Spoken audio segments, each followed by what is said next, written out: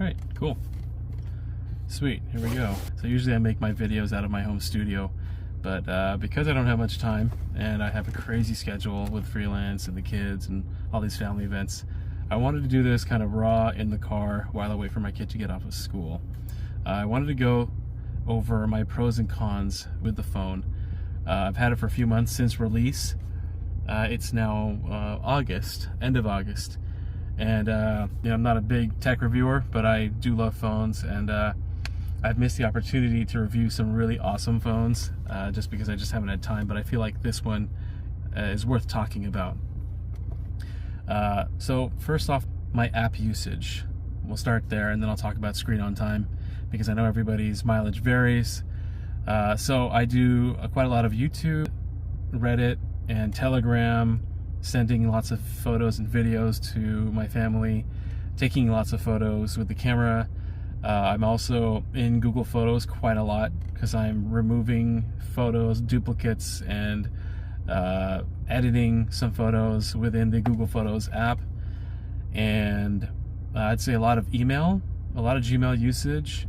With the calendar, I'm always making schedule changes and moving and modifying my schedule around a lot. So that's sort of the basis of my usage.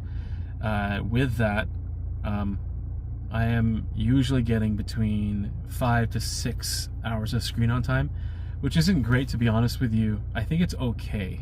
Actually, I get on the lower end of that. So I'd say I get around 5 hours. So it's very similar to the S25 Edge that I had.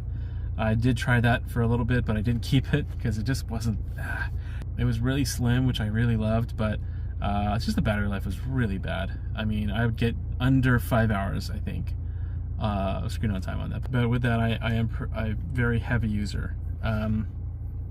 So that's really the con. Another background on my phone history is I've used the Ultra series phones from the 21 all the way to the 25 Ultra, and I've also had the Fold 3 and 4. I skipped 5 and 6 just because I didn't think that it was enough of an improvement, and the camera just wasn't up to par. It was an old camera system that they had in the 5 and 6, so I just didn't think it was worth it. But the 7 was very intriguing to me. I'm actually shooting with it right now, and I think it looks pretty good. So they say that the 25 Ultra camera is in the Fold 7. It's got the same 1x lens. I can tell it looks superb. I love it. But one thing that I do lose, because I do take a lot of photos with my Sony Alpha, but I also take photos with my Ultra back, when I had the 25 and 24 and so on. You lose that awesome range, which kind of sucks, but there's trade-offs, right? With this phone, it becomes a tablet. That's the appeal of this phone, and the biggest appeal for me was the form factor. For me, I did take a picture when I did have the 24 and 25 Ultra. I sort of stacked them side by side, and the Fold 7 is just about the same thickness as an Ultra phone, So that, to me, that feeling in the pocket where it feels like a real phone, that form factor of a real slab phone, but you have a fold, is, I think, the biggest selling point for me. I love that. I think that's what always felt like a negative for me when I had the Fold 3 and 4 was, yes, I had the phone, the awesome slim form factor. I mean, while the phone was very slim and it did become a tablet, I always had that issue of, oh man, it just felt like a brick. Like everybody always says, it always felt like a brick in the pocket. This one does not. Yes, the camera bump is ginormous. It's huge. There's no way to go around that. It is huge. But with that said, it's still overall a very comfortable phone to hold. It actually doesn't weigh very much. Honestly, it feels like the same weight, if not slightly lesser than the 25 and 24 Ultras. Again, that is another huge one for me. So you don't get phone fatigue when you're holding it. And I'm a pretty heavy user. I'm always holding my phone. I'm always opening it and closing it. So for me, my experience over the past few months has been pretty awesome. I think of all the phones, so I usually switch my phones every few weeks to a month, just because I get bored and I want to play with another device. But this one here has definitely kept me at bay. I would say I love this phone so much. The SIM card is staying in the phone a lot longer than anything else right now. So this phone has been wonderful. I've had an amazing experience overall. As far as the battery, as far as the subpar average battery life, I do work from home, so I'm always near a charger, and I do charge it with the cord. I never really charge it wireless, so I think it's like 25 watt max charging. So that's fine, that's okay. It's a little slow, but that'll do. And for me, the pros have been phenomenal. As I said, slimmer form factor, it feels like a real phone. It feels like a slab phone. The camera, the 1X camera from the Ultra is refreshing to have. Now, I know I'm jumping around a little bit, but as far as the ultra wide and the 3X cameras, they're okay. I know that the Ultra has a better ultra wide, and that the 5X obviously has a 5X, which is a lot better range than what this will get you. But to be honest, if you're shooting and you're posting on social media anyways, I think the ultra wide and the 3X on the Fold 7 is good enough. It's not horrible. Most smartphones today have great cameras anyways.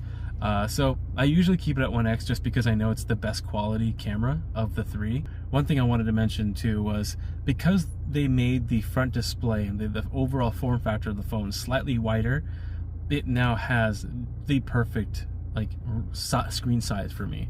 I think it's perfect. It's just enough so that my average size hands can reach everything with my thumb. It's got great reachability, and because of that, now I don't have to open the phone as often as I did in previous folds. So I would say about 75% of the time I can do all my daily functions within all my apps on the front screen.